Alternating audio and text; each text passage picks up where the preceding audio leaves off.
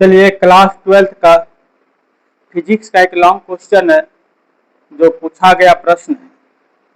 इसको आज हम बड़े ही सरल भाषा में इसका पोस्टमार्टम करने जा रहे हैं। ध्यान से देखिए।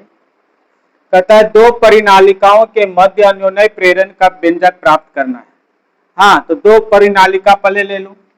देखिए कैसे फिगर बनाना है, जरा ध्यान से देखिएगा।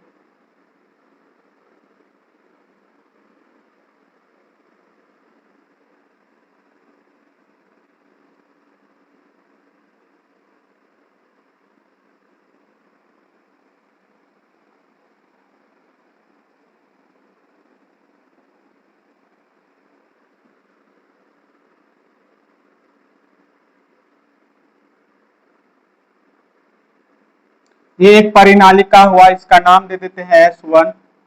इसमें धारा जो है I1 हम प्रवाहित कर रहे हैं। अब दूसरी परिनालिका ये S1 परिनालिका है, इसी में एक दूसरा परिनालिका S2 है जो इसी से गिरा हुआ रहेगा। ऐसे बना देते हैं।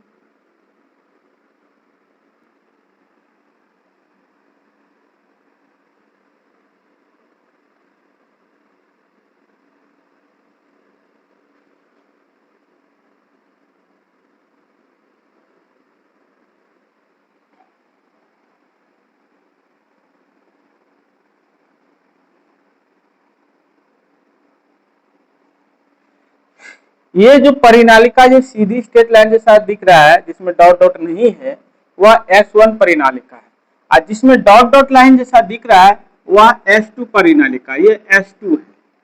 और दोनों परिनालिका एक दूसरे से घिरे हुए, पूर्ण रूप से घिरा हुआ है। तो लिखना बड़ा आसान है, बच्चा लोग भूलता है कि इसमें लिखने बड़ा कठिन होता है।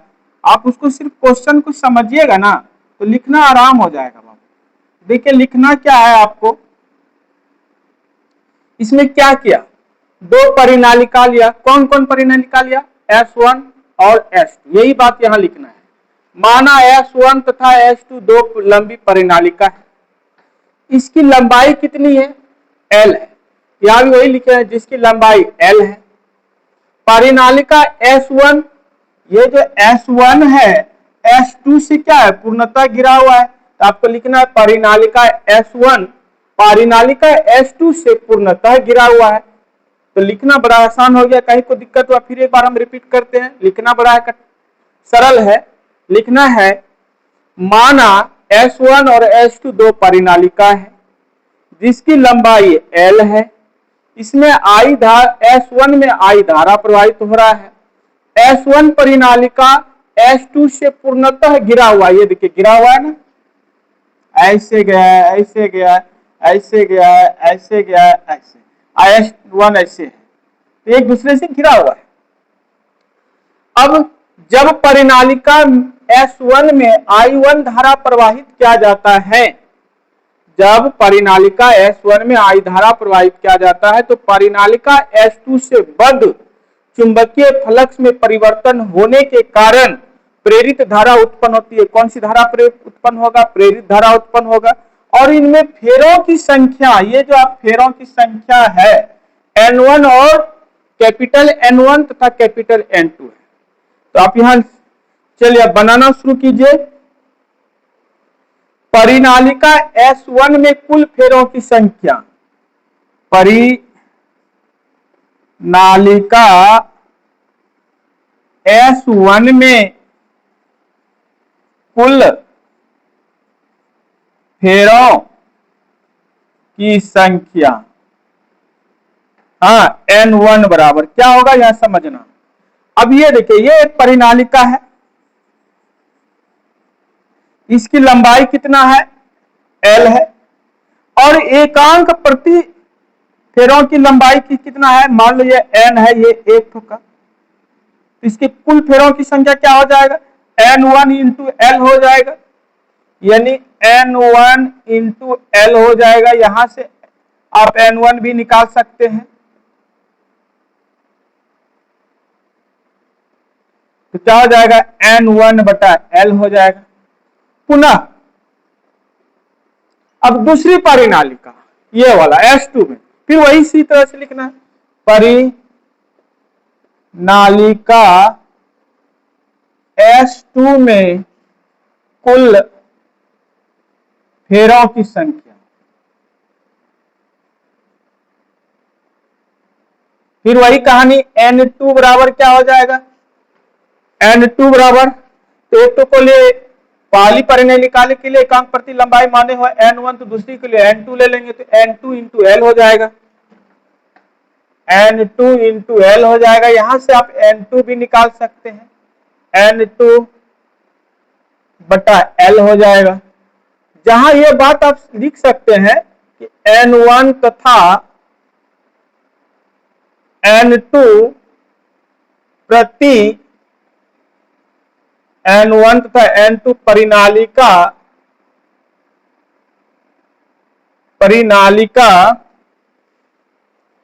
में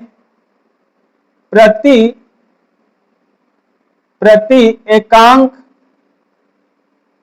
लंबाई में फेरों की संख्या है, फेरों की संख्या है। ये n छोटी n1 और n2 क्या है, तो n1 तथा n2 परिनालिका में प्रति एकांक लंबाई में फेरों की क्या है, संख्या है। चलिए अब हम लोग निकालेंगे पहली परिनालिका में चुंबकीय बल क्षेत्र, उत्पन्न चुंबकीय बल क्षेत्र। यहां लिखते हैं केस फर्स्ट, परिनालिका S1 में उत्पन्न चुंबकीय बल क्षेत्र क्या होता है जी, B1 बराबर होता है म्यू नॉट N1, और इसमें कौन सी धारा है, I होता है, तो I यहां I1 हो जाएगा, I1।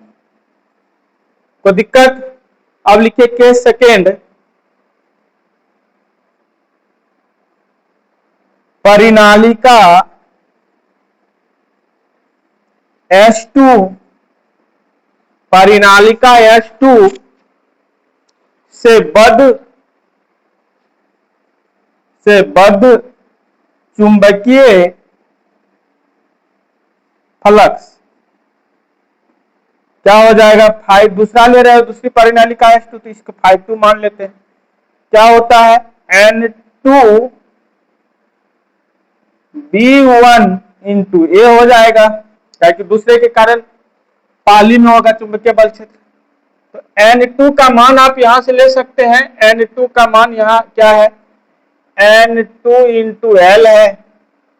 B1 का मान क्या है, म्यू नॉट N1 I है, 1 है, आइए A है, यहां बगल में दर्शा भी सकते हैं आप कि N2 का मान आपके पास N2L है, B1 का मान है म्यू नॉट N1 I1 है।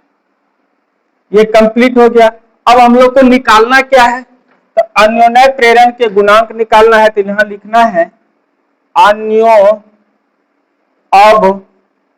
अन्योन्य प्रेरण के परिभाषा से क्या होता है, φ2 समानुपाती I1 होगा, तो φ2 समानुपाती का चिन्ह हटाएंगे तो अन्योन्य प्रेरण का आ जाएगा M, यही हम लोगों का अन्योन्य प्रेरण है, I1 हो जाएगा। हम लोगों को ये तो निकालना है, तो M बराबर φ2 बटा I1 हो जाएगा।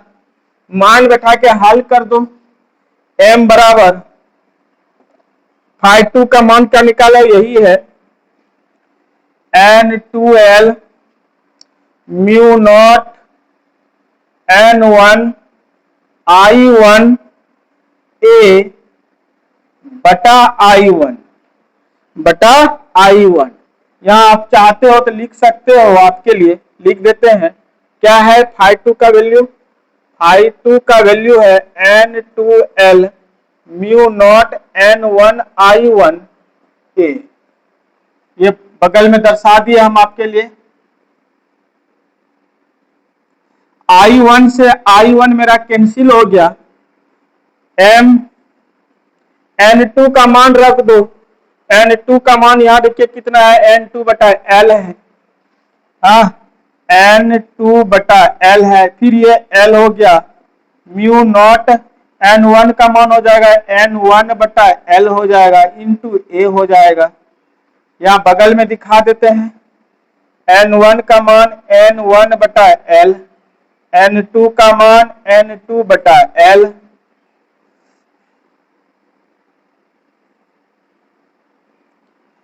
तो जो कटने वाला चीजें हैं उसको कटा दो। ये L L कैंसिल हो गया तो M बराबर क्या बचा, अब जरा सजा के ही लिखते हैं, mu naught N2 N1 into A बटा L। यही हम लोगों का अन्योन्य प्रेरण गुणांक का व्यंजक प्राप्त हो गया। तो चलिए कितना आसान से हम समझा दिए। इसी तरह का यदि क्वेश्चन देखना है क्वेश्चन बैंक का तो मेरे चैनल को सब्सक्राइब कर लो। हम प्रत्येक दिन फिजिक्स का एक लॉन्ग क्वेश्चन ला रहे हैं जो कि 2027 में आपको फिजिक्स में मजबूती प्रदान करेगा। इसके लिए आपको इस चैनल को सब्सक्राइब कर लो, फेसबुक को भी फॉलो करो, यूट्यूब पर चैनल का नाम है पप्पू सर PIM गोड्डा झारखंड, और फेसबुक पर है प्रभास प्रसाद मंडल। जरूर सब्सक्राइब कर लीजिए। थैंक यू, धन्यवाद। फिर मिलते हैं किसी अन्य क्वेश्चन के साथ।